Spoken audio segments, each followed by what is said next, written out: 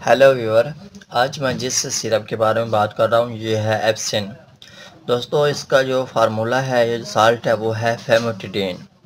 इसकी अगर हम दूसरे ब्रांड की बात करें, ये हमारे पास एसिकोन के नाम से है या फेमोट के नाम से है।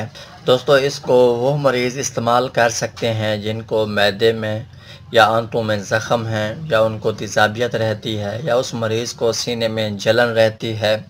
वो मरीज़ ये सिरप इस्तेमाल कर सकते हैं। दोस्तों इस सिरप का काम ये है कि हमारे मैदे में जो तेज़ाबियत पैदा होती है, ये उसकी प्रोडक्शन को कम कर देती है।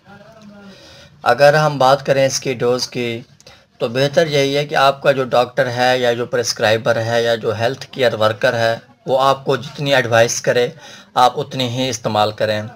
दोस्तों बेहतर यही है कि आप इस सिरप को या टैबलेट फार्म हो, जो भी आपके पास अवेलेबल है, आप उसको खाने के साथ लें। आप खाने से पहले भी इसको इस्तेमाल कर सकते हैं, खाने के बाद भी इस्तेमाल कर सकते हैं। दोस्तों इस सिरप के कुछ कॉमन साइड इफ़ेक्ट हैं, जैसे कि मरीज़ को सर दर्द हो सकता है, मरीज़ को कब्ज़ हो सकती है, और उसके बाद डायरिया भी हो सकता है, और बाज़ औक़ात मरीज़ को पेट में दर्द भी महसूस हो सकता है।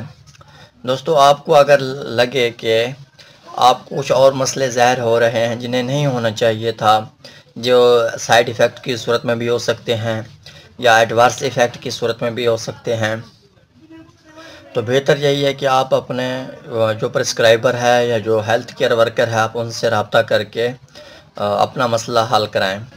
दोस्तों आपका एप्सिन, एसिकोन या इससे रिलेटेड कोई भी सवाल हो, आप कमेंट्स कर सकते हैं। आपको अगर मेरी ये वीडियो अच्छी लगे तो काइंडली मेरी वीडियो को लाइक और शेयर कर दें, मेरे चैनल को सब्सक्राइब कर दें। शुक्रिया, अल्लाह हाफ़िज़।